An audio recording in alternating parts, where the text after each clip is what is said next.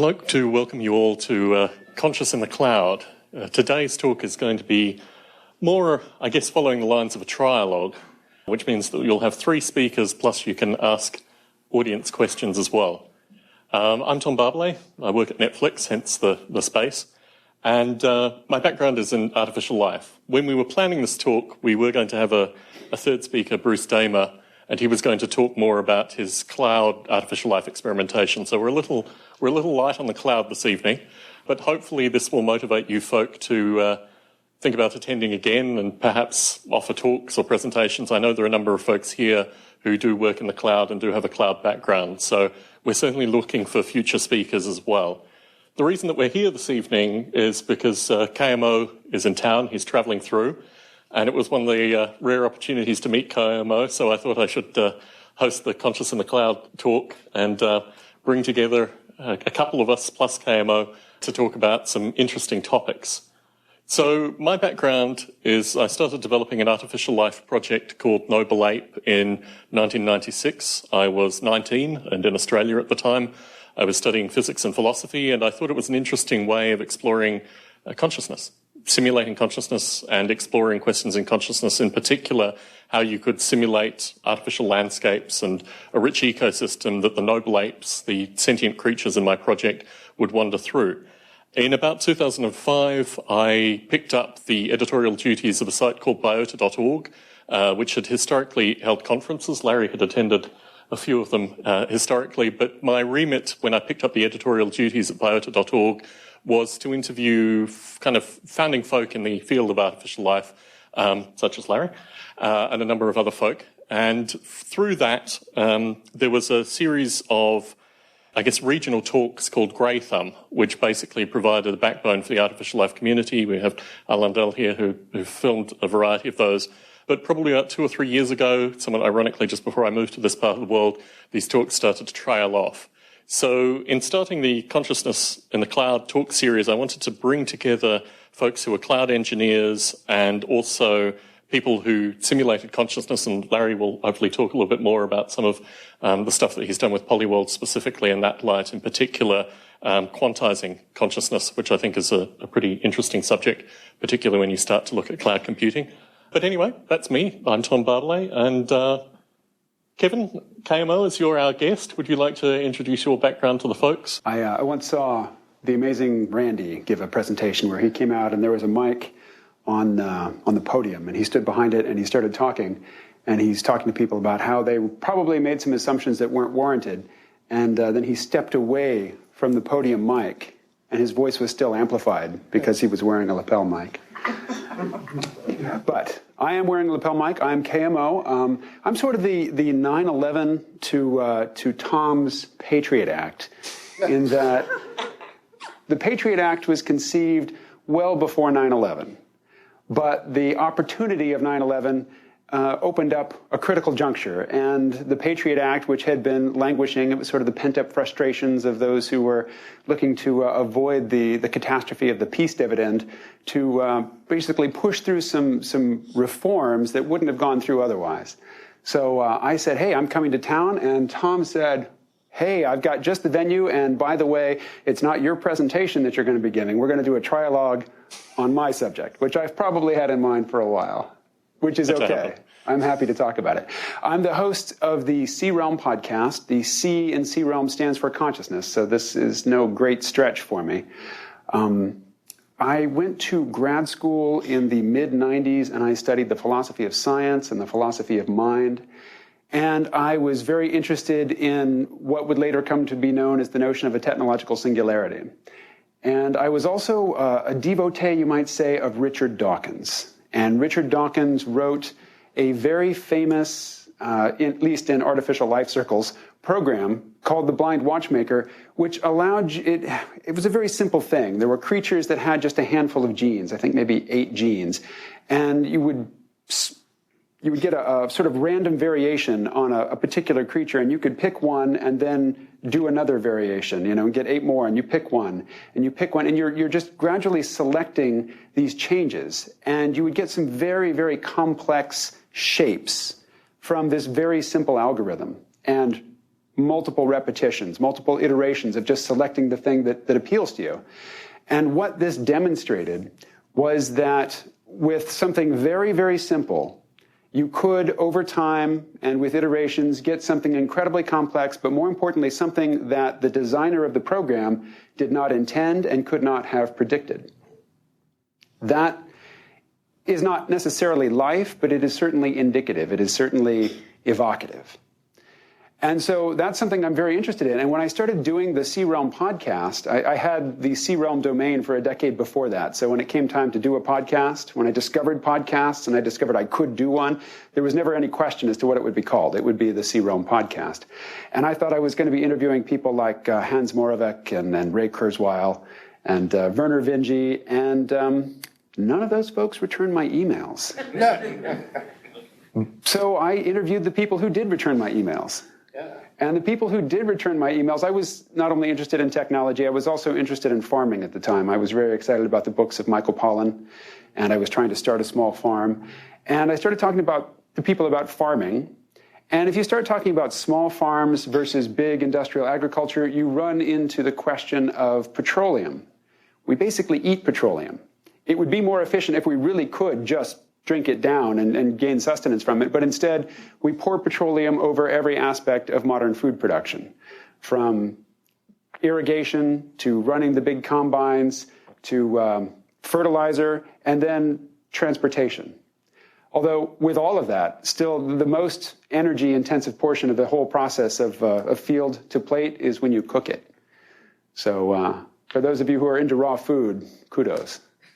I like hot food myself. So I started talking to people about petroleum, and I ran into this notion of peak oil.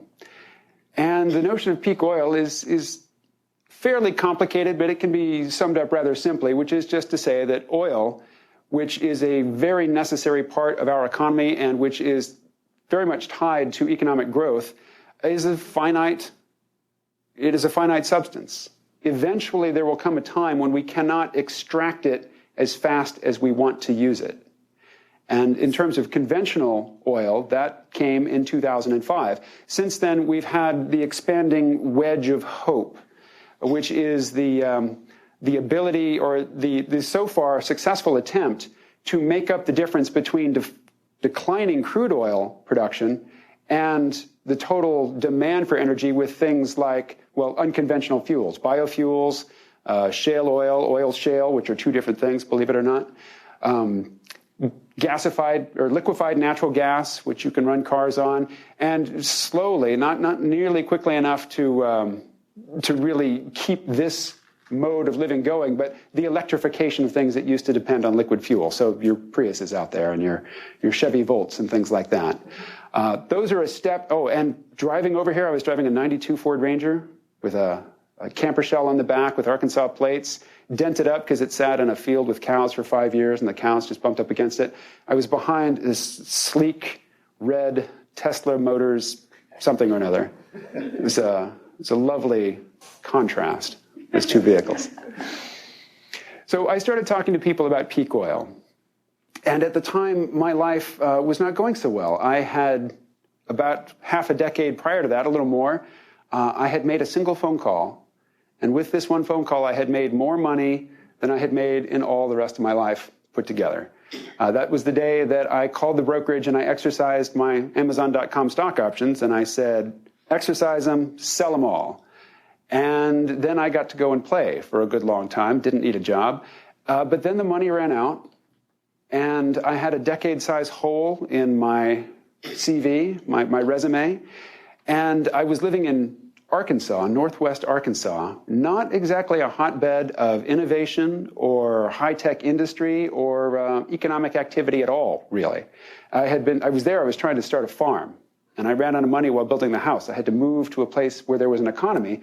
So I moved to Fayetteville, Arkansas, which is the place of my birth, and I was selling insurance badly, not doing it very well at all.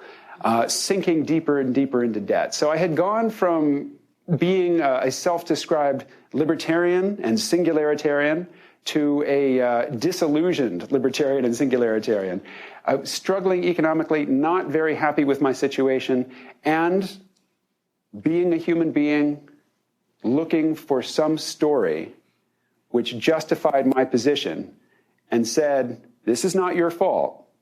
Something much bigger is going on here. And so I gravitated to this collapse narrative. So at the back of the room, you'll see I've got some books set up. It's Conversations on Collapse. And these are the interviews, the early C-Realm interviews that redirected me from the high-tech utopian mindset to a mindset of, well, things are really pretty unworkable. And I spent a good long time there. And a lot of other people who were attracted to that same narrative for a variety of reasons started listening to my podcast. And now they're coming out to the tour stops on this tour. And I think some of them are a little surprised and disappointed that I've backed away from that narrative now. I think I take peak oil seriously, but at the same time, as engineers know, or anybody who's familiar with the laws of thermodynamics know, you can have a system which is going into entropy, which is degrading steadily, but pieces of it, pockets of it, subsystems of it can be growing and complexifying. So we get San Francisco in the Bay Area. I drove here from New York City, and in the drive across the country, I've seen some places that look like the world has ended. Places where buildings are burned down and never rebuilt, towns that have been abandoned. But then we get here to the Bay Area, and I stayed in today. We have a beautiful 14-story condo that we're staying in that overlooks the bay. Absurd. But I stayed home. I edited audio for a podcast. Olga went out on the town. This is Olga, by the way. She's my better half. She went out of the town, and when she came back, she said, I'm ready to drink the techno-utopian Kool-Aid. I love it here. This place is so livable. Yeah. New Yorker. Yeah. Hey, East Coast. Way livable in New York. So my role here is, this is how I see it. First of all, this is supposed to be an unrehearsed presentation. Put yourself in my shoes. You're going to go and you're going to stand in front of an auditorium full of people. Try not to prepare something to say. So this is what I came up with. Tom and Larry have spoken before. Tom had a podcast called Biota Live where they talked about artificial life for people who are interested in artificial life and knowledgeable on the topic. Are there any writers in the room? No, there's one. Aspiring writers or successful writers who are looking just to hone their craft and sort of draw on a new wellspring of creativity will engage in exercises called constrained writing, where you set some arbitrary limit on yourself. And you say, okay, I'm not going to use the letter E. And you try to write without using the letter E. Or you try to write without pronouns. Or you try to write without using the verb to be. That's E prime. And while you're sort of shackling yourself, to get around that shackle, you have to engage your creativity and do things that you wouldn't do otherwise. So I think my role here is to be the constraint. These two guys can have a conversation that I can't follow, and that I suspect some of you can't follow. So my role here is going to be to put the stop on that and make sure that everything is at least as accessible to me and hopefully to all of you as well. And I'll indulge in a little conceit here. I can see all of you here, but I know that there will be people listening to a recording of this event. So I'm just going to imagine that there's thousands of people listening to me right now. And that's just for my own ego. But you know, we take it where we can. So, as you can probably tell, I could stand here and gab for a while, but I think my my opening remark time has elapsed. So, Larry Yaeger.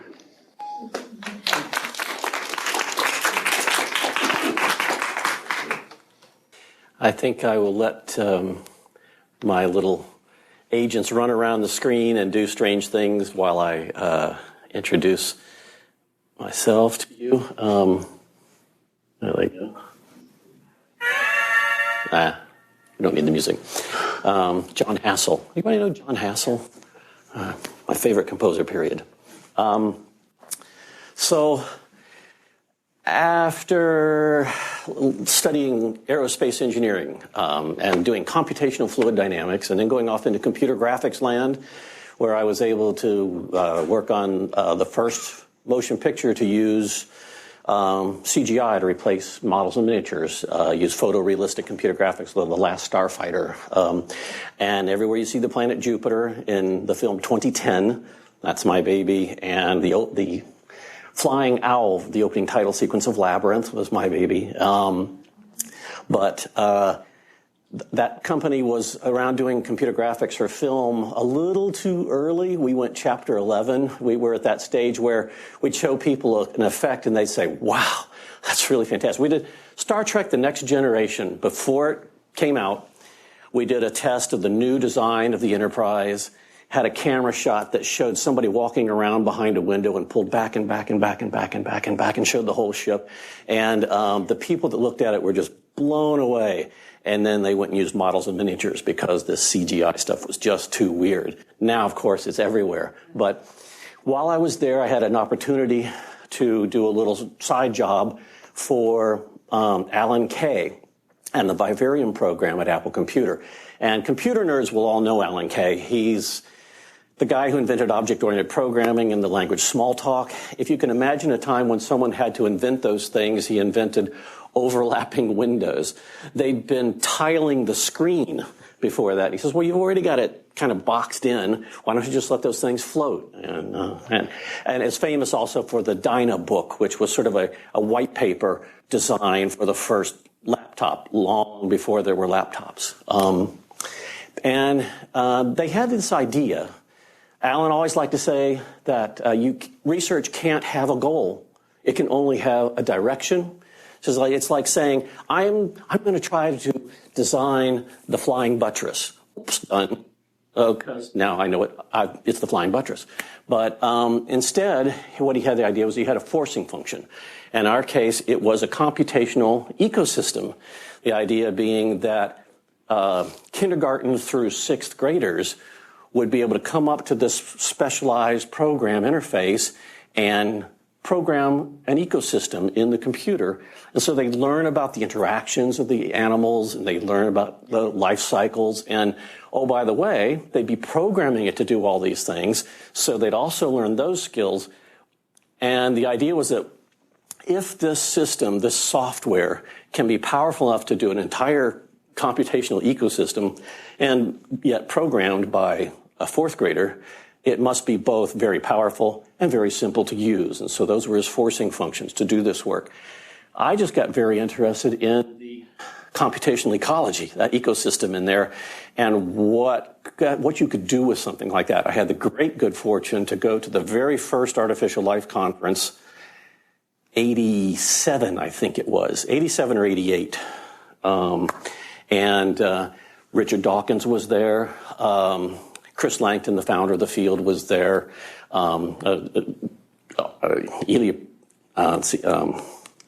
Lyndon Meyer of L Systems fame was there. There was just an endless array of all these amazing thinkers, and it warped my mind for good.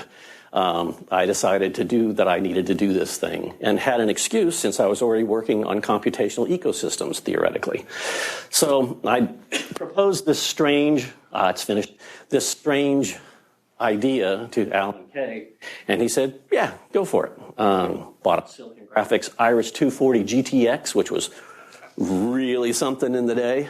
Real actual graphics hardware built into the system. Put it in my home in Laurel Canyon, and I spent 2 years without getting up again. From about 1990 to 1992, and wrote this software that you were looking at earlier, called Polyworld. And the idea is really, really simple, and that this should be easily communicable to anyone.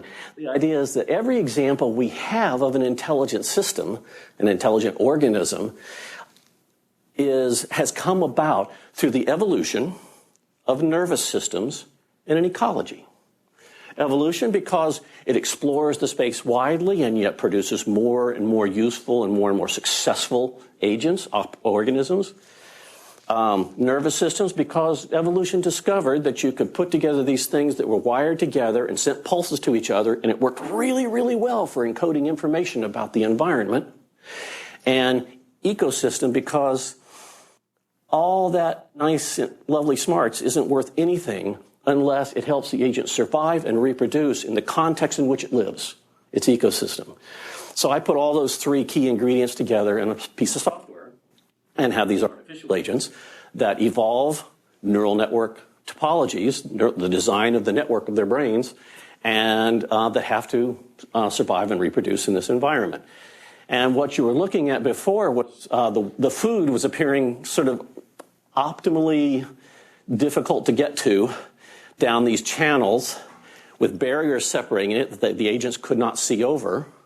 And in fact, what it would do is it was basically random unless it looked around and saw that there were a bunch of agents down one thing. It would guarantee it wouldn't go there. It would go to the one with the least number of agents. And so it was moving the food around. And they actually evolved a solution to come up and hang out near the top and look down the three channels, and when the food appeared, rush towards it and get some food before it went away again so that they come back up and reproduce. But then I made it even harder for them. I said, okay, you can do that, but you can't eat the food while you're moving, and you can't reproduce while you're moving. You have to go sit in front of it, eat it, and then come back. So it forced them to exercise a lot of control over their behaviors, and they solved it with no problem. Actually, almost everything I've ever confronted them with, a useful, understandable solution has evolved. There's another one that has I've evolved them to feed their young, which we take for granted, but in these agents, giving away energy is pretty much a bad thing for you because now your energy is depleted, and if that energy goes to zero, you die. But by structuring the world a little bit and giving them time to evolve these things, I had it so that basically by the end of the simulation, they were not able to eat until something like 400 or 500 time steps into their life, and they would have run out of food after, 50.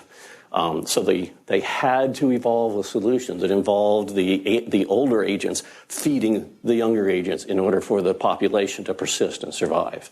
Oh, I guess I'll say one more thing about this line of research that Tom specifically brought up, which is that that's all neat. And actually, when I started this project, my goal was to see just how far I could push it, because I've just found the whole subject area interesting.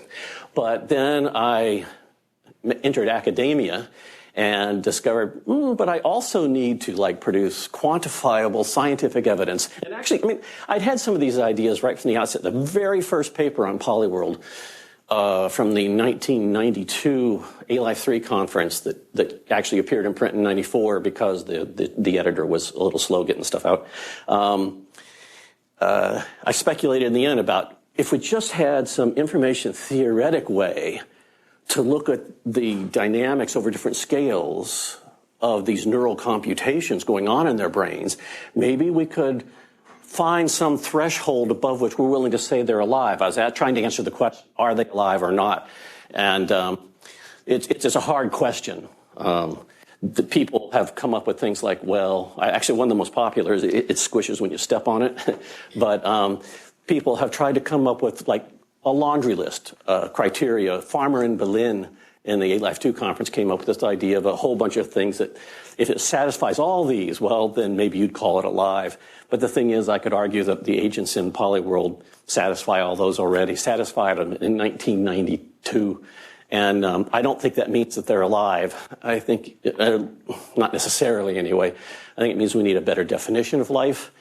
One possible way is this idea that things are obviously have become more complex over evolutionary timescales.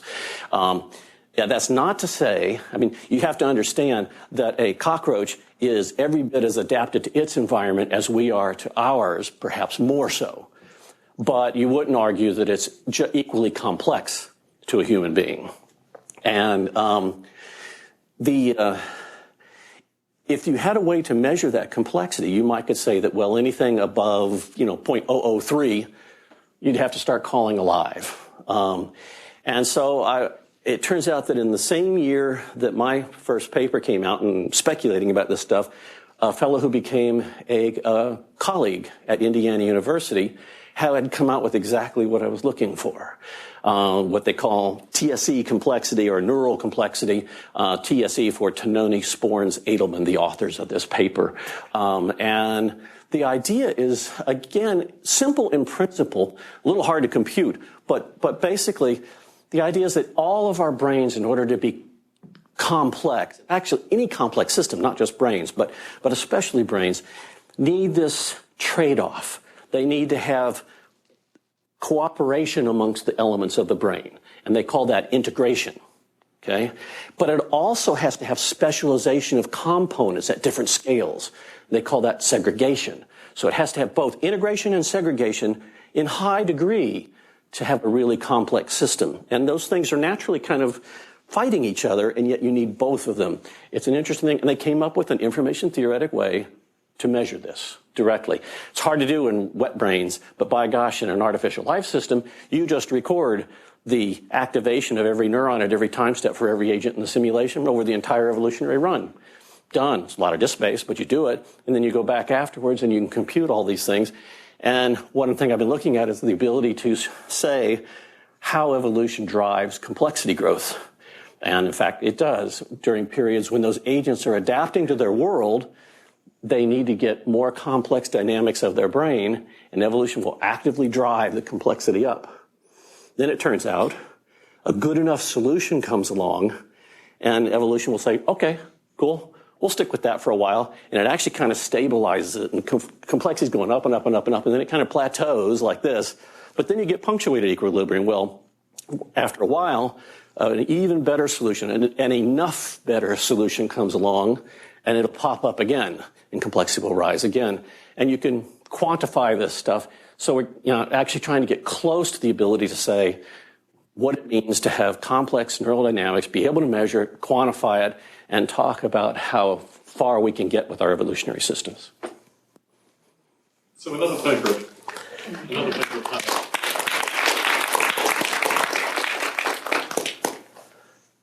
Another favourite part of Larry's work that I've referred to quite a bit is the idea of the IOU when you write artificial life simulations. And certainly developing Noble Ape, I came to it with a slightly different neuron-like model to basically explore the same kind of problems that Larry was looking at. In addition to this, I met a computational roboticist called Bob Mottram, who introduced me to social robotics and also was very interested in language.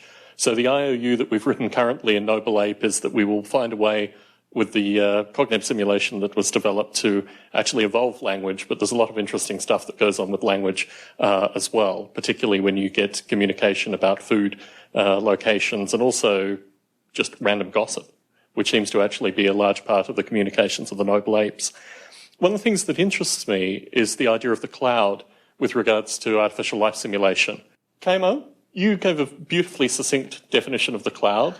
What Tom is referring to is he and I were on Eric Davis's radio program / podcast, Expanding Mind, last week. And I was saying that the topic here is consciousness in the cloud or artificial life in the cloud. And I think that Tom and Larry, rightly so, are focusing on the artificial life portion of it. And what drew my attention was the cloud portion. What does the cloud mean?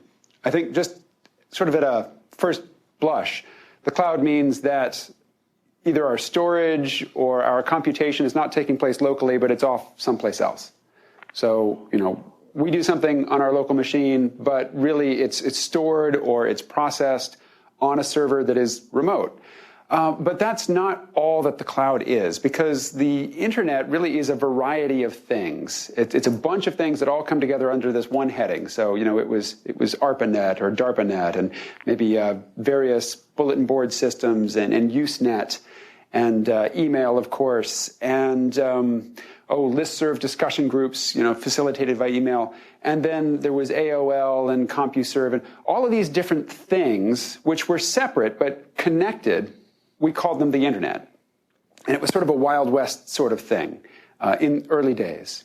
But then in the mid-90s, quietly, the internet got privatized. And it was in the late 90s, and I forget who, but somebody first mentioned the term the cloud, computing in the cloud. And the cloud has come to be basically a very, if if the internet is, say, Lagos, Nigeria, the cloud is Singapore. The cloud is locked down. The cloud is orderly. You have, in various cloud services, a user agreement that is long and that you've never read, and you couldn't be bothered to read it. But at any time, the owner of that particular piece of cloud can say, you're in violation of that user agreement, and you're cut off. And you might ask, well, how did I violate the user agreement? And they don't have to tell you. Because while the internet was never a democracy, for a time it was sort of an emergent social anarchy, a sort of collective, syndicalist, tribal sort of thing, where you had animosities, you had antagonisms, but you didn't have enough central order to basically lay down the law, like Apple can lay down the law, or Google can lay down the law. I won't say anything about Netflix, of course, but, or I'm sorry, let me take back Google as well.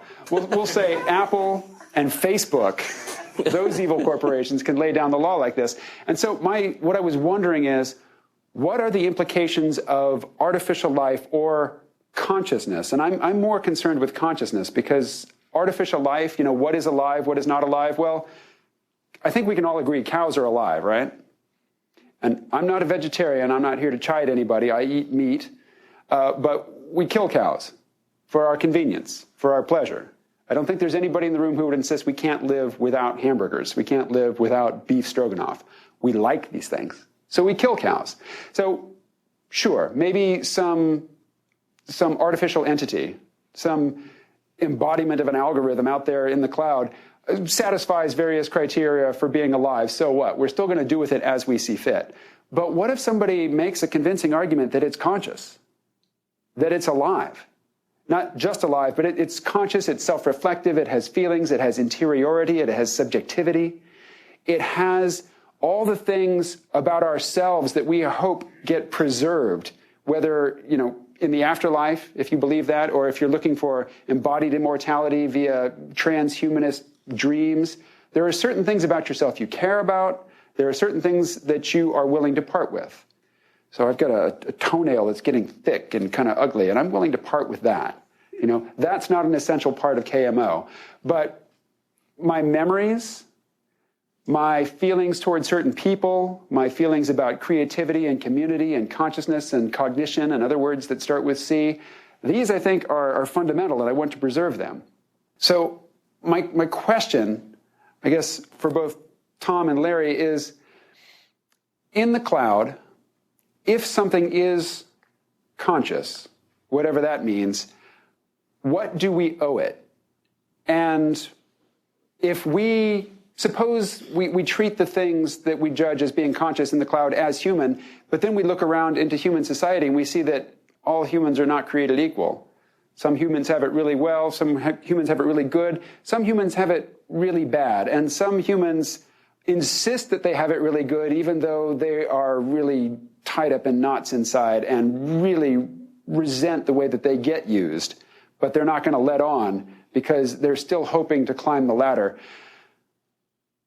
If you exist in a particular kind of cloud, the sort of cloud where there is a user agreement that's in a language you don't speak, and you supposedly agreed to it because if you didn't, you would not exist, but you're told that you violated this agreement, and it is not incumbent upon the agreement holder to tell you how you violated. All they have to say is what punishment you must endure or how much you have to pay back before you're square with the boss again, before you're even with the company store.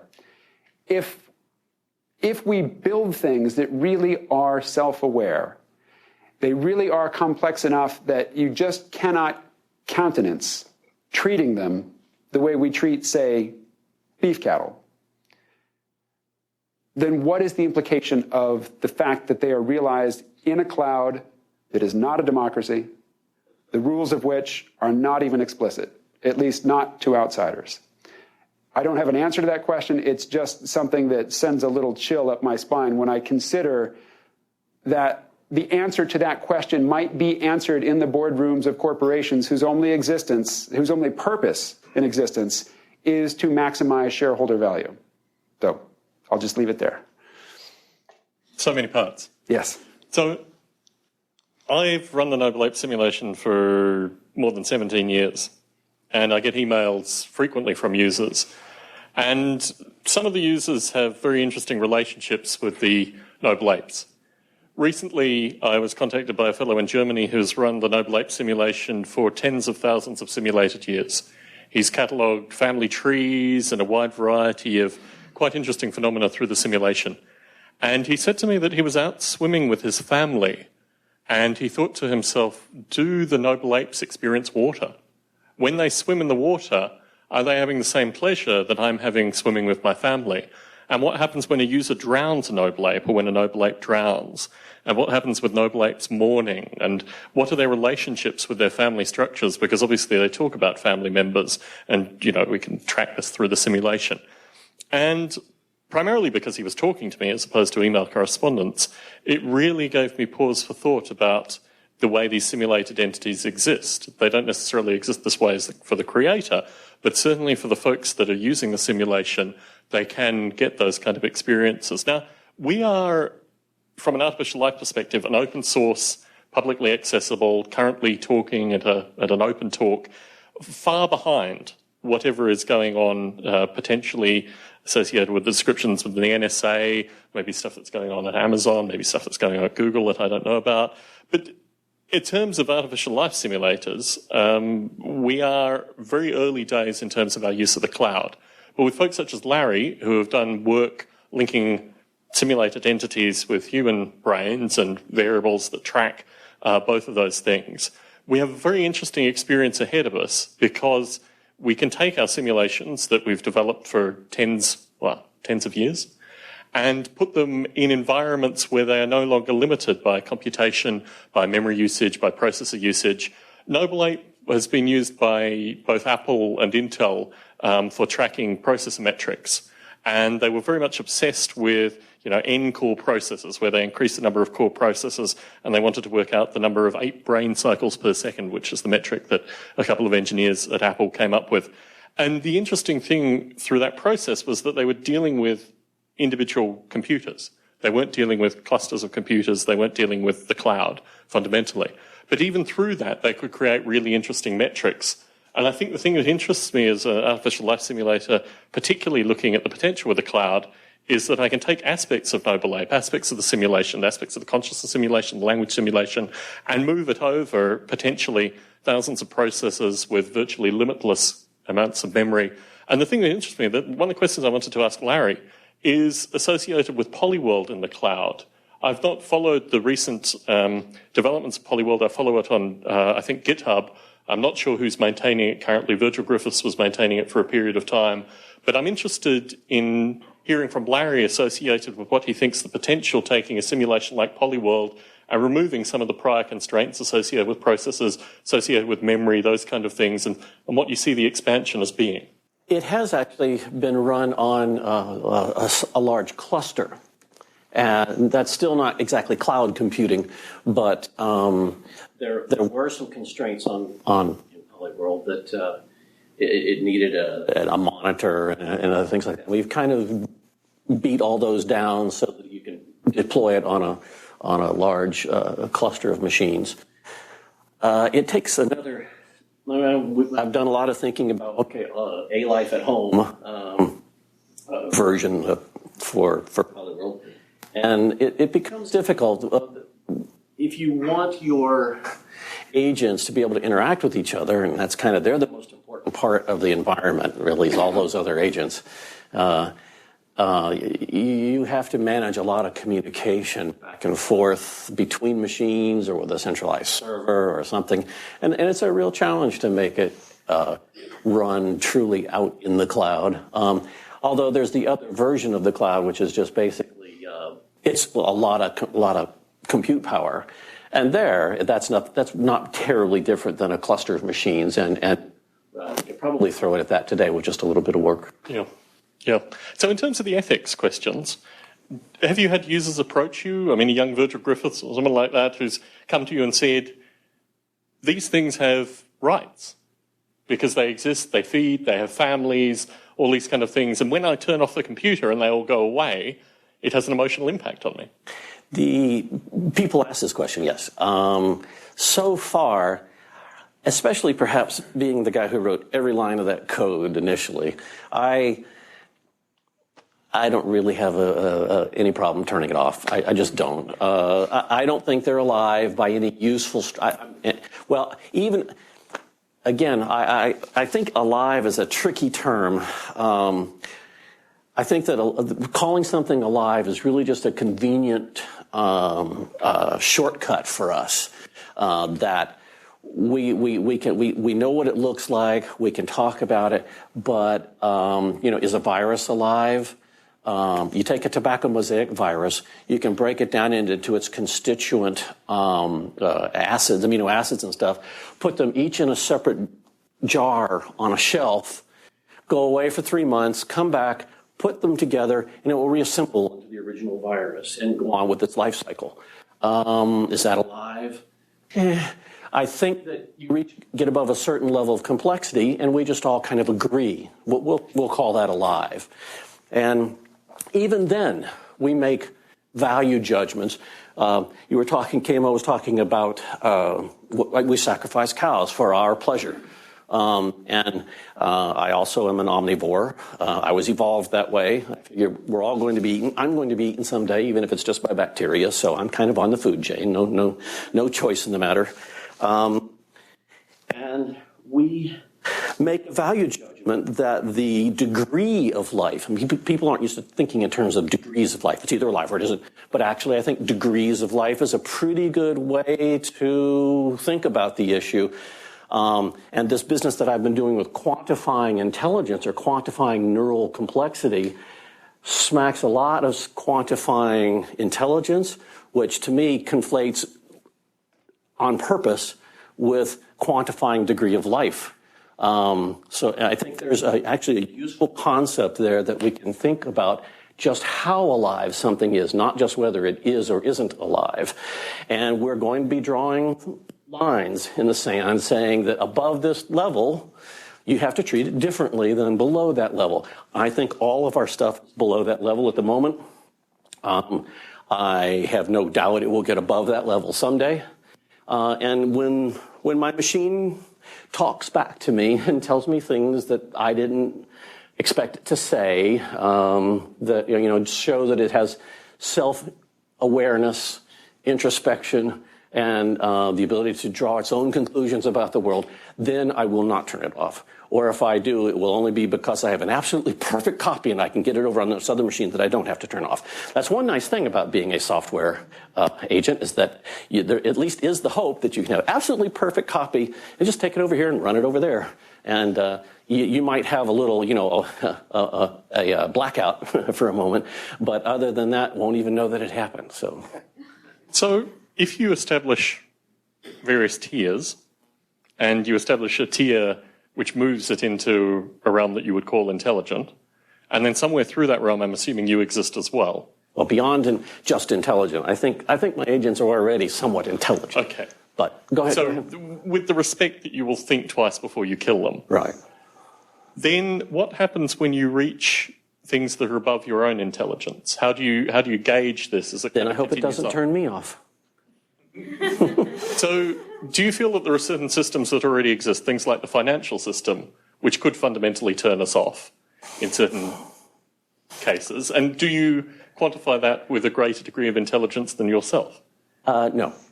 I haven't heard any great deal of introspection coming from the stock market. Okay, so the quality of introspection basically creates your limits in this description.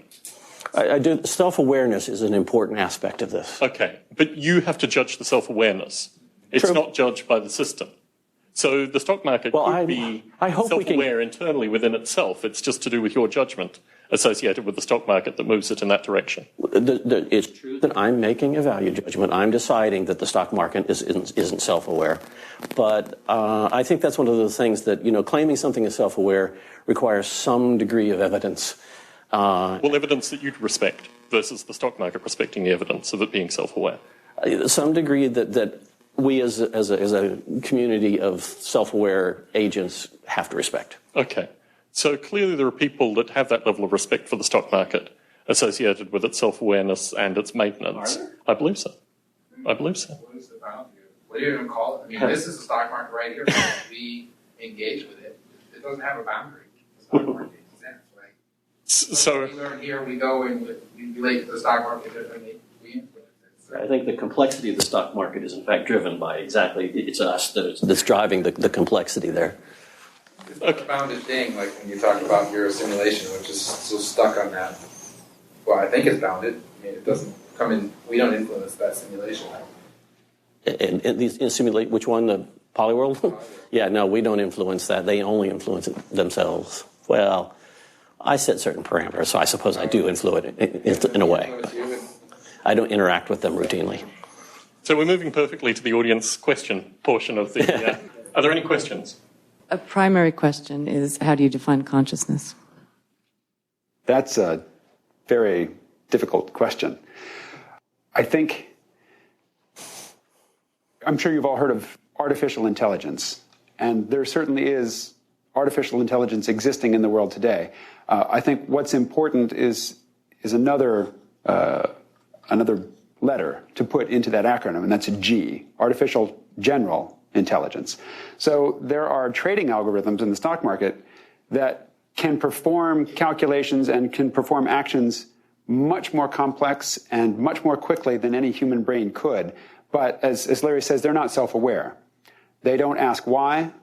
They certainly don't write poetry. They're not afraid of death. They have no concept of death. They have no concept of self. So what is consciousness? The sorts of consciousness that I'm interested in, particularly when it comes to treating artificial life and artificial intelligence ethically, is it has to have a sense of self. It has to have some notion of itself as separate from its environment and separate from other agents.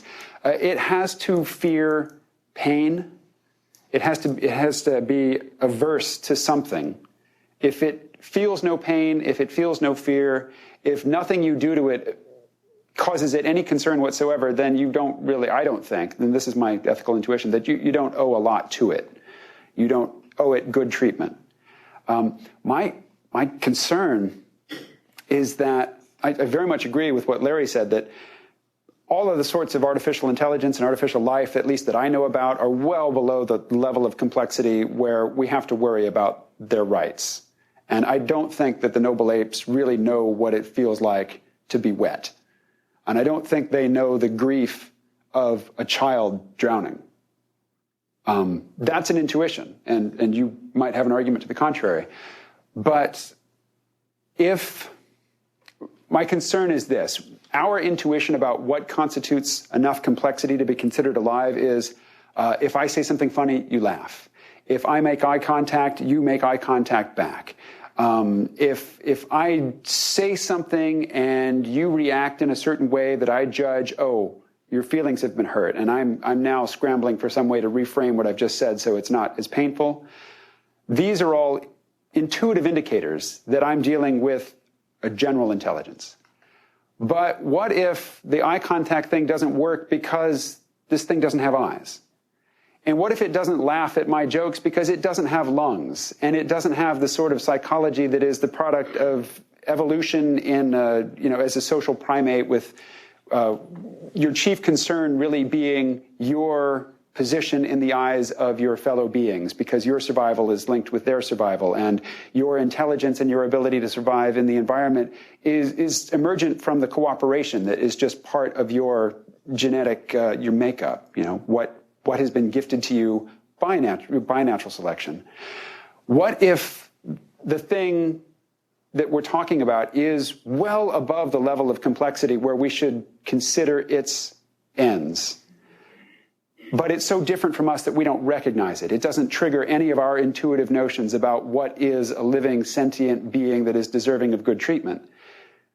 Then we could well be, with good intentions and with a clear conscience, be inflicting great suffering and hardship on perhaps billions of entities.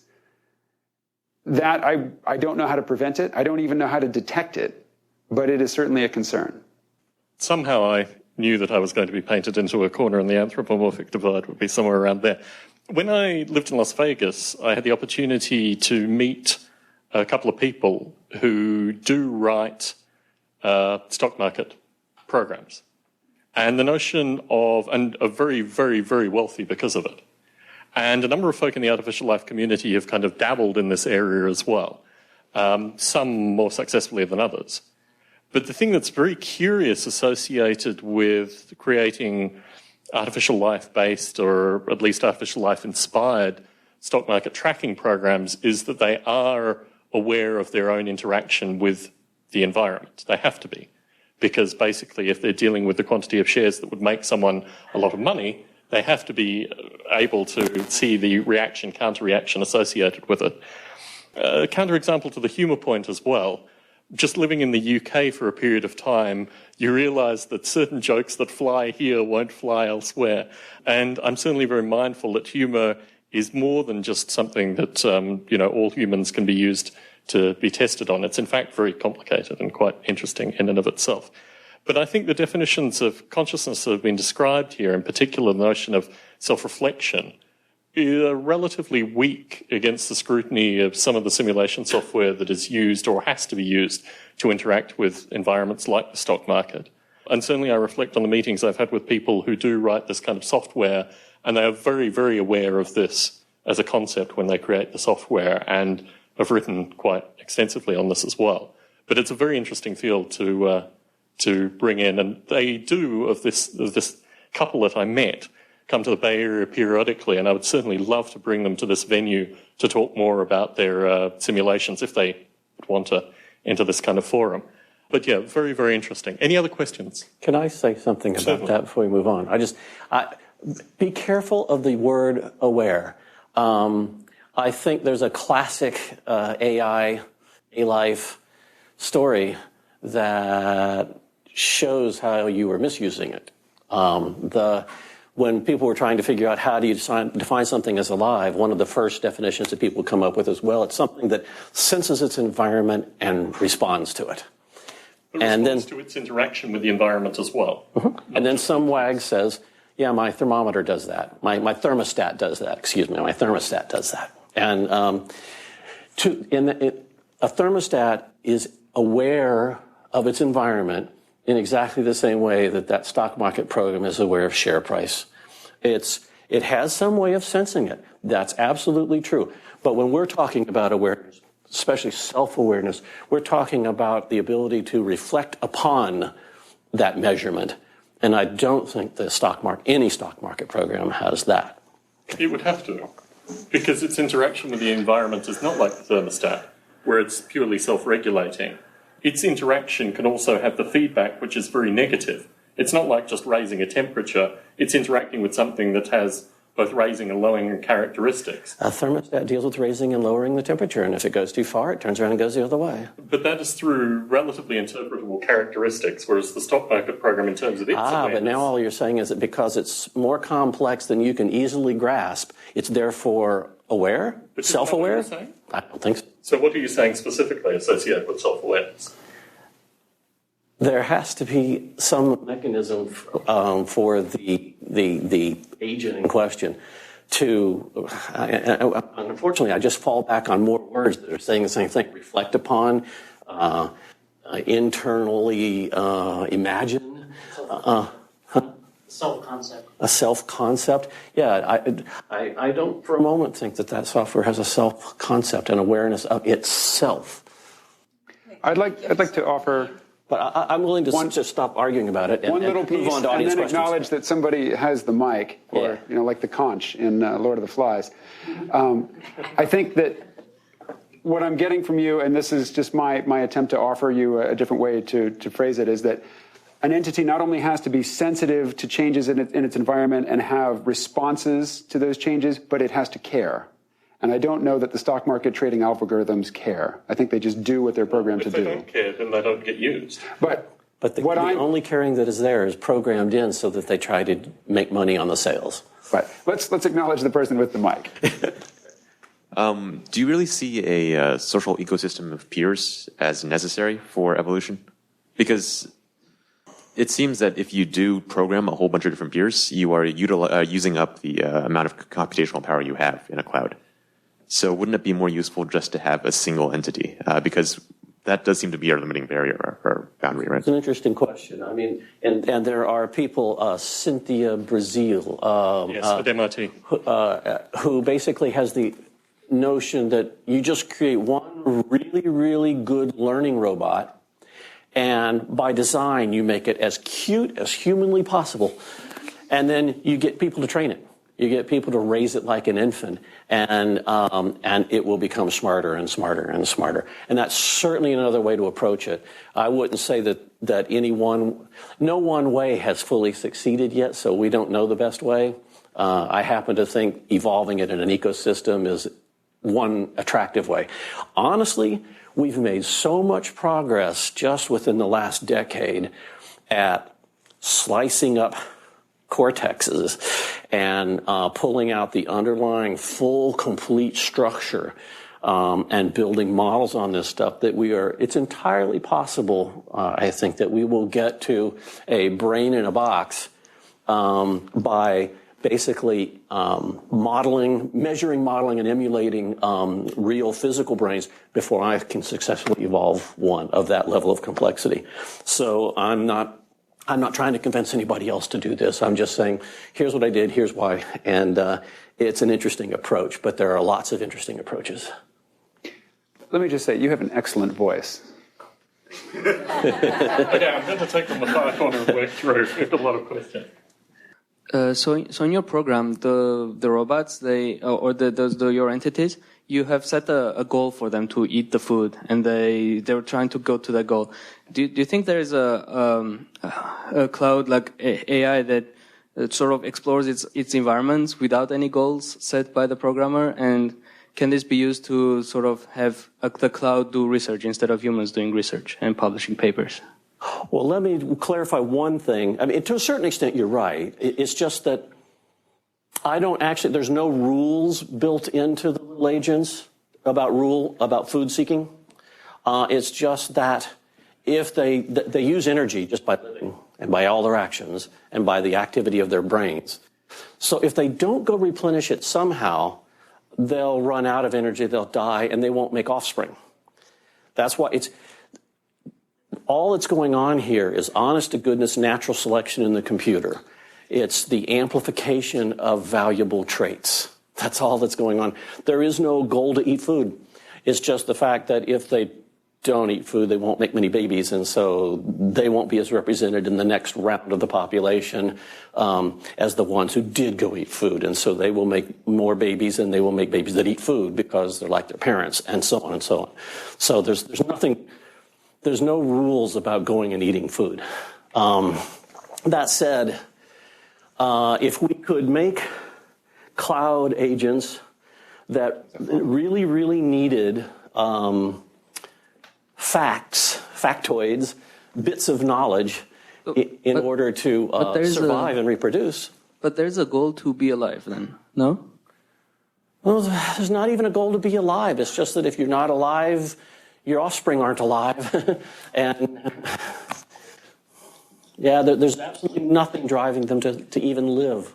The question we're trying to answer today is, do we have to show compassion to these possible intelligence in the cloud? So I had a thought on this. That is, as human beings, we have stuff we call alive and worthy of compassion, and stuff that is not alive and inanimate, so it's not worthy of compassion. Well, let's take a case. I have a laptop in my bag, and I take very good care of that. And as far as I know, it's not conscious, right? And there's a cow in a farm, and I kill it to eat it.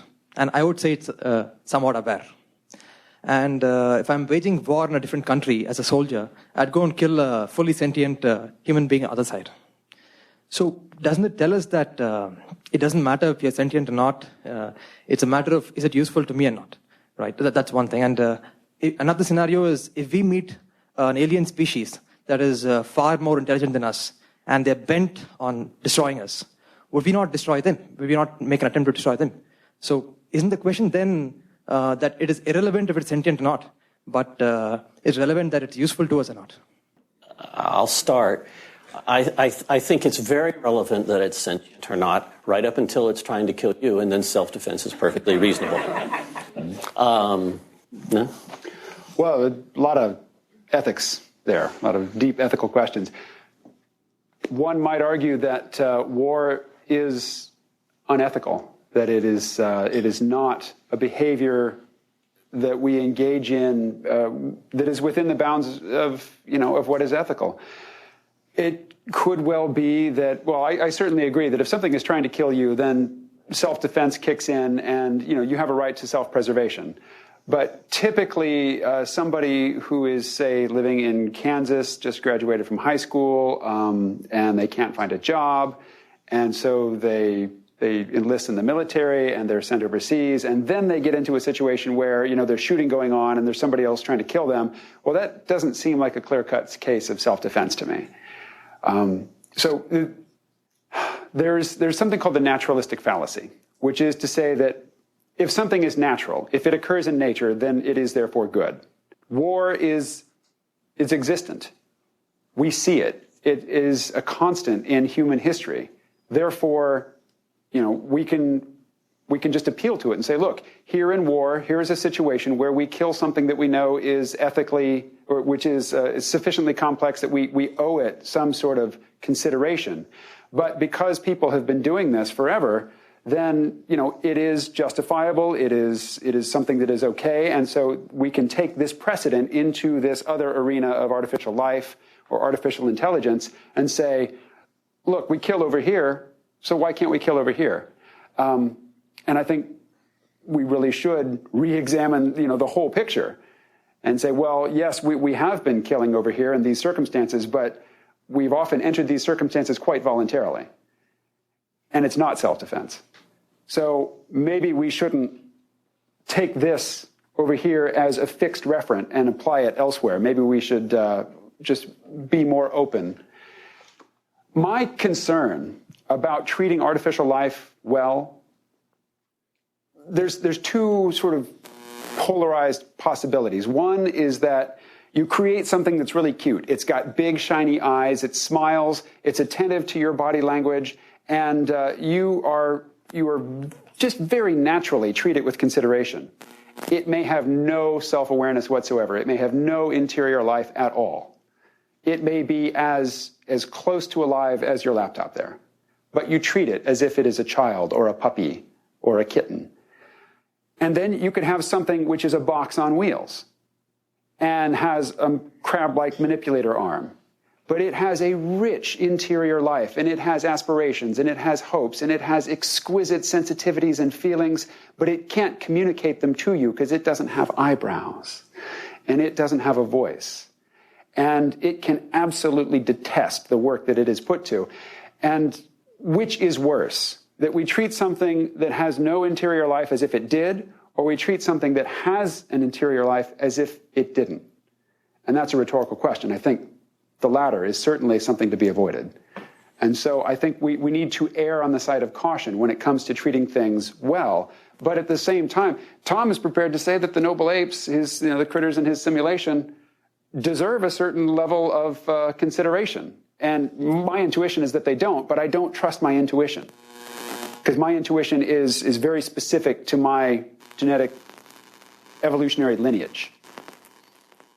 When I lived in the UK, I looked out over a medieval battlefield, and it affected me very greatly because I thought about, and it went back actually to the Bronze Age, it went back well past those times. And I thought just about the number of humans that had gotten into conflict and had lost limbs, potentially even lost their lives. There was a burial ground and a bog a bit further up. And it struck me very strongly that war and these kind of phenomena would have to be somewhere in the artificial life simulation that I created. I'm not sure, in Polyworld, do the sea monkeys attack one another in certain circumstances? And that is what my wife dubbed them, the sea monkeys, by the way. Although technically they're C++ monkeys. But they built in from the beginning is the ability to attack another agent. when an agent attacks another, they have to be co-located in the same space. It has to express that behavior, and it will remove some energy from the agent being attacked. And I've tried to balance those things with size and strength, genetic strength, and so on. And in fact, I've even had someone come to me and tell me that I should absolutely build in rape. And I understand the sentiment that it's possible. Right now, both agents have to express their mating behavior in order to produce offspring. But there certainly is nothing unbiological about having one of the agents come up and force that mating event upon the other. And it does cost energy to produce. There's no trauma like rape, but there nonetheless takes energy from the other agent to produce the offspring. So, and I just sort of haven't been able to make myself build that in. It's interesting because you're attributing existential respect in doing that, in some regard, aren't you? I am saying I don't even want to model that, even if I don't believe for a moment that there's any trauma, that there's anything remotely resembling the effects of rape in our society. Nonetheless, not going to go there. I was going to bring up the original distinction, which I think is really a foundation for this discussion, the idea of the thermometer, which its capacity to adjust its temperature comes from the exterior programmer, designer, builds a device. And then you have a second. I think these three things are distinct, quite different. So the second is the interiority that you're talking about of the individual, the localized interiority. But the third really interesting category, which is again different, is the crowd or the collective, which is not pre-programmed by any exterior designer. I mean, it has interiority in a certain sense as well. And so the question is, how do you make that distinction? Because I think there are a lot of ways in which life is a crowd, a collective that decided to work together, and then there are the rebels that spin off and create cancers, and there's a real analogy between collective intelligence and a single intelligent entity.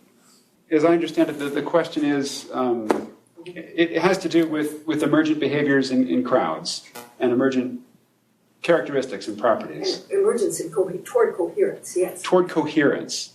Say more about what you mean by towards coherence. Well, there's been mention of this whole idea of the distinction between goal-directed behavior, and we're kind of stuck in an AI paradigm where, reducing the difference between the present state and the goal state. And what I think is really fascinating about life is evolution has no goals, right? But there is a directedness, and a very specific capacity to move from the present toward a solution to a particular adaptive requirement of an ecosystem, right? And I think crowds are interesting from that same perspective.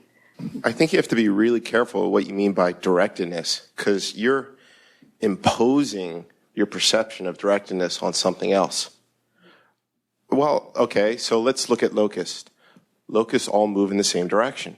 But if you look at why locusts all move in the same direction, it's about population density. When you put so many locusts in a box, they start to eat each other. And when you get really dense populations of locusts, they're all moving in the same direction because they're running away from the guy behind them. That's something completely different than a direction. So, anthropologically speaking, you have to be careful about imposing what you perceive onto something that is not you. And I think artificial intelligence, it's not human. It's mimicking, but it's very alien. Directedness of evolution in any sense is a very big subject and controversial. There are people who have argued quite effectively. Gould. Stephen Jay Gould has argued that all the complexity that we see around us, including each and every one of us, is not the result of an evolution towards more complexity. It's the result of a random walk away from a brick wall of lowest complexity. It's like you get down to a single-celled organism, and it can't really get any simpler, and we wouldn't call it alive anymore. So then you go a million years, and you have a little hump here of how far out complexity has gotten just by randomly walking around. And then you go a billion years, and it's quite a bit farther along, and you go 4 billion years, and it's us. And the paleobiological record kind of doesn't weigh in for or against this idea exactly. It could very well be explained still by this purely random walk, and there are some simulations that a guy named McShay has been doing his entire professional career that support the idea. I think there are some fundamental flaws in McShay's work. I think there have been an equal number of really brilliant names saying that, no, evolution is always driven. In fact, there was an ongoing big debate between Richard Dawkins and Stephen Jay Gould about this whole subject area. And the stuff that I've been doing with my simulation work suggests to me that they're both right. Or at least Dawkins is definitely right, and it's possible that Gould is right. The idea, though, is the difference is scale. At the level of the individual and the species, evolution always does have something to say. It can drive towards complexity if complexity is needed for that agent to survive better and reproduce better. The agent that is more complex will produce more offspring. It's not that evolution is directed, it's just that more complexity equals more offspring. So therefore, there's a kind of this evolutionary pressure towards complexity. But we know that organisms will evolve towards lower complexity. The way snakes and fish and so on give up their eyes in a cave, where they're spending metabolic energy for a resource that they can't use, and they will evolve to not have them. So complexity will go down, and we also know that a good enough solution will kind of have evolution provide this sort of weak stabilizing force, not get better or worse. Now, the thing is, you take an entire ecosystem, an entire biosphere of some things getting more complex, some things getting less complex, some things being stabilized, and it can look an awful lot like a random walk with no overarching bias towards more complexity. At that level, it might look a lot more like the random walk of Stephen Jay Gould. So it's a big, huge question. I don't know if I dare add one more thing in here, but there's a third big name, Mark Kirshner and John Gerhardt at UC Berkeley. Mark Kirshner, a chair of systems biology at Harvard, and their theory of facilitated variation, which is definitely counter to Dawkins. But it is the idea that we really need to bring the evolutionary mechanisms together with the developmental mechanisms, and to understand that it's not simply, evolution isn't simply iterating at the birth and death of organisms, but the entire lifespan of every organism, where that organism is navigating its life path through its ecosystem, trying to survive. That plays a huge role in evolution, and that's happening at all levels, not just the organismic level, but the cellular level, every level of it. There's a whole field called Evo-Devo. But anyway, it's huge. Evolution and development that addresses those. Yeah. Well, it does bring to mind an idea. I don't know if it's been tried, but has anyone ever associated or yoked a artificial life organismic ecosystem with a biological ecosystem? Like, say, a colony of mice, where their self-evolving learning strategies are learning from watching the living organisms. So has anything like that ever been done? Mice is an interesting example. Yeah. Certainly associated with going through mazes and things like that. There is a lot of crossover biology where what you're describing here is basically an algorithm that has the ability to see 50,000 mice go through a maze and then develop its own behavioral strategy through that. Yeah, certainly that work has been done. And it provides actually some very interesting paradoxes from being the person observing the mouse in the maze to actually being the mouse in the maze. And I think that's an interesting thing to think about in terms of these simulations. The Artificial Life 13 conference, there was a paper presented, and I approached the presenter following that associated with what you could actually learn about the mouse's experience in the maze from providing the algorithm, with the kind of top-down view of the mice. So, yeah, it's an interesting problem, and it's certainly the subject of some simulation. I was wondering, so if you, following Moore's law, if we continue to extrapolate, say about 25 years from now, if we have enough computational capacity to simulate a human brain according to all the proteins, to the enzymes, do you find that point, and then that might be sooner if we have distributed computing to some extent, but do you find that point, is it going to be that point, or do you find that it may be sooner because it needs to process less information as a complete virtual agent, or because it may take longer because now you have the entire distribution of information in the web that it has to handle? Where exactly is that point? And then does it actually pass that point really fast simply because, say, for example, our brains versus primates' brains, say a monkey, there's really not that much difference in complexity, but it makes all the difference in the world in the how complex the organism is. Right? That's a great question. Hans Moravec predicted, I think it was 2040, right?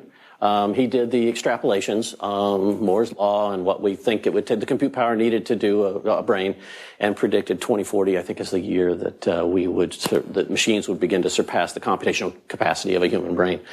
But I'm not sure exactly what assumptions he made in that. Ray Kurzweil has taken a stab at this sort of thing. Do either of you know when he's saying? 2020. 2029. 2029. Okay, it slipped 9 years. Say, actually, like four cycles of Moore's law. That's it's a pretty big variance, really. A lot happens in that time. Right, but the thing is, we still don't know. We know a ton about the brain. We're really getting better and better at it.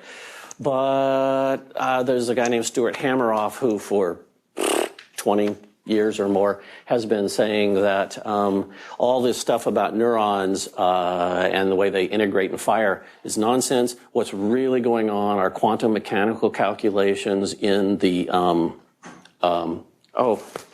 brain. I hate it when I lose words. No, not in the synapses. In these little structures inside the cell, that they are digital computers and that they are what matter. In fact, they're quantum digital computers, and that's what's going on. And I don't think so. I think the Roger Penrose. Penrose is on this road too. Yeah. Yes. The yes. In fact, Penrose and Hameroff have kind of gotten together on this. Yeah. And so far, most of the evidence looks like quantum effects are actually kind of a limiting effect on chemical interaction rates, that they put a limit on how fast things can happen in the cell. But maybe he's right. If he's right, then it's going to be a good deal longer than 2020 or 2029 or 2040. So it's one of those things we're not going to know until we have a significantly performing brain when we're going to succeed, I'm afraid. I have something to say about that as well, and that is that the one structure that we know does support general intelligence is the human brain, and it could well be that the human brain is way overbuilt for what is required for consciousness. This is, I think, an example from Dawkins, but the human eye has got some really bizarre wiring to it, with the nerves running out through the front of the retinal nerves and then into the blind spot. And if you were designing all the way that to the back of the brain, if you were designing that from center's scratch, back here. With the visual center in the back of the brain. If you were designing that from scratch, you wouldn't do it that way. But evolution can't go back and design from scratch. It builds from what's already available, and it kludges things together, and they could be incredibly inefficient. And it could well be that once we understand what gives rise to consciousness, that his laptop computer could do it. We don't know that. I don't know that, but it could be the case. And there's the airplane versus bird argument that we may airplanes don't fly the way birds fly, but they still fly.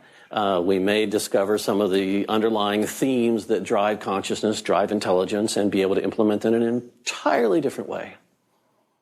So Larry's taken my response perfectly. I'm going to do it privately because I don't want people thinking I'm crazy. Okay.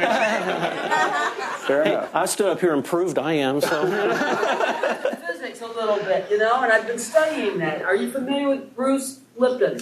Sure. Mm-hmm.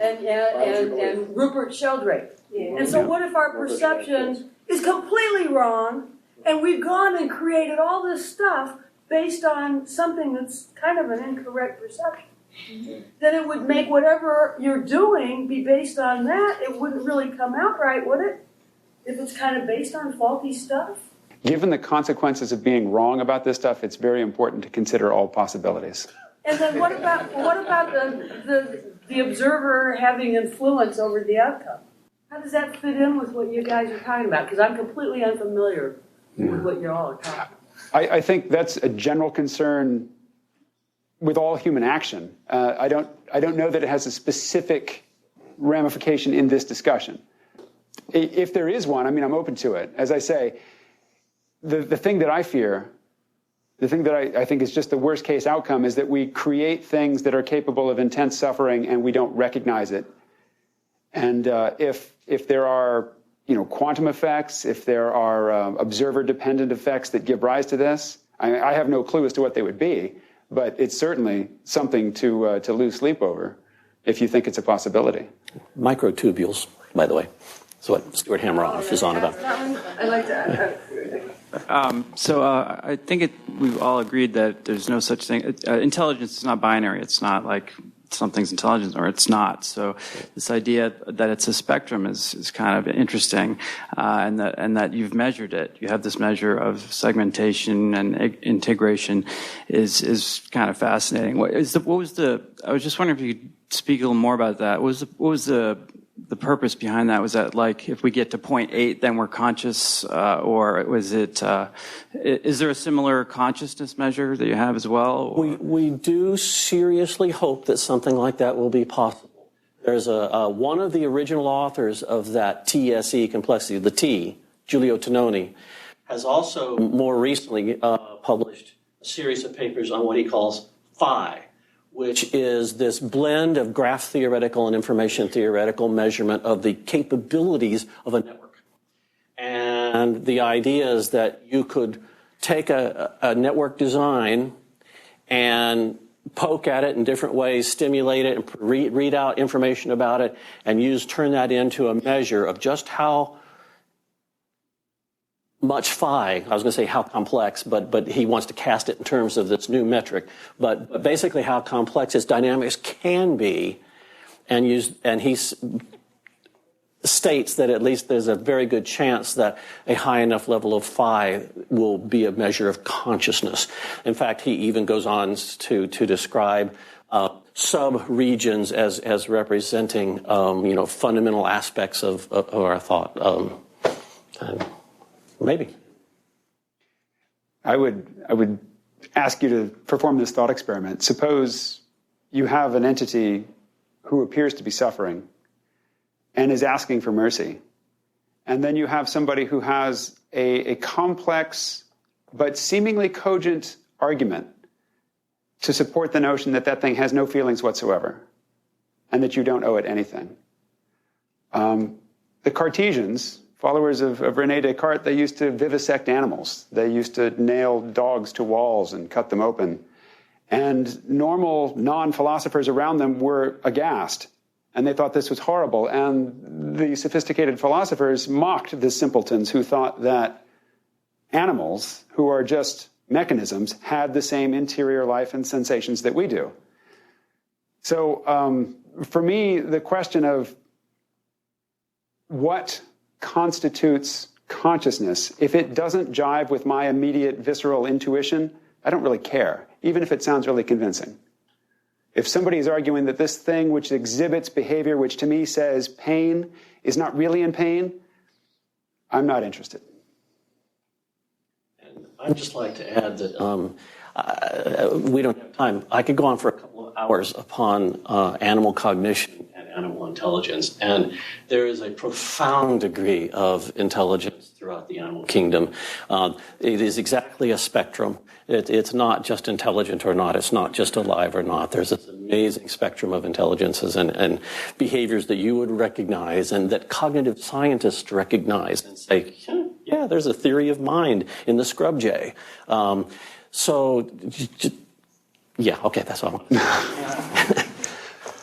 Reading the title of this talk was thinking it was something to do with people who basically spend their lives in the cloud or on the internet and that's their life, socially or whatever, and which is not what this is about, but could be, but a lot of is us there here a do a fair level? bit of that, but- You're talking about life and consciousness and computational power of the brain or machines.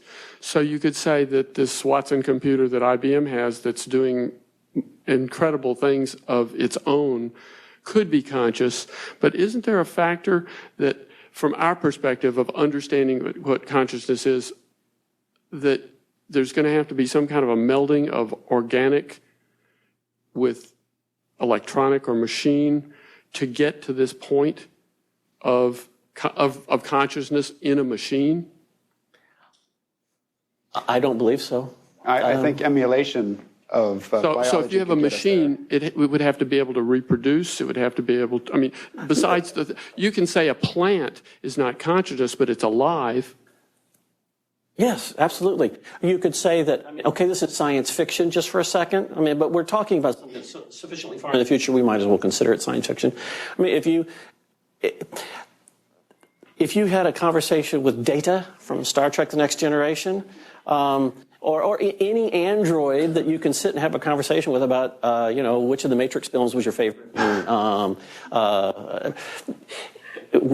which of the Star Wars films were not your favorite, and I can't imagine you not thinking of this android as alive, and that it doesn't have to be able to reproduce itself. It might not even have a perfect schematic of its internal design. There are a lot of the constraints that we normally think of as associated with a living being that don't necessarily apply. There are also a lot of capabilities for sentience and consciousness that not all humans satisfy. And we still don't treat them as disposable objects because they can't do all the things that we think people should be able to do. And so it seems, again, I'm beginning to repeat myself, but I think we just need to err on the side of caution and be nice to things, even if we're not entirely certain that they deserve that nice behavior, that nice treatment from us. You get people arguing that we're blowing it by supporting weak members of society, that let Darwin rule. And I just say Stephen Hawking. Yeah. Tom, we haven't heard from you in a while. So I wanted to go back to the idea that we could have all gotten it wrong, because that's certainly something that I reflect on. And one of the things we haven't talked about here, although KMO mentioned it briefly, is this idea of emergence. And I think if you want to understand the artificial life community, and I've done a number of interviews aside from my own work, you need to appreciate that most artificial life developers, and maybe you've heard a little bit of this evening, think of this emergence characteristic as really being their elixir. If there's anything that drives an artificial life developer, it's to create a simulation and then see things that you could never have possibly imagined when you first created the simulation. And this is an interesting property, particularly when you start thinking about whether we've gotten it all wrong. Because in that process, you have gotten it all wrong in some fundamental sense. You've started with a series of premises and you've reached a series of conclusions which are completely different than anything that you've actually programmed into the system. And I think it's one of the really interesting things about artificial life in particular, when this moves into the cloud, it will no doubt produce things that the original creators couldn't have originally determined. So if you like this format, if you've enjoyed yourself this evening, and if you would like to either participate or sit in with another one of these talks, please let me know, because I'd like to do this again. I know KMO is space limited, but Larry is a local. And there are a number of other folk that I'd like to get involved with this kind of discussion. So if you've enjoyed what you've heard this evening, or if you've wanted to ask a question, or if you reflect and think of a question after the fact, please do use our meetup page as a kind of general description associated with what you've enjoyed and what you'd like to ask in the future, because I'd certainly like to hold another one of these things. And I think there's certainly a collective group in this part of the world that can maintain a wide variety of topics along the lines of what we've discussed this evening. So thank you very much for your time.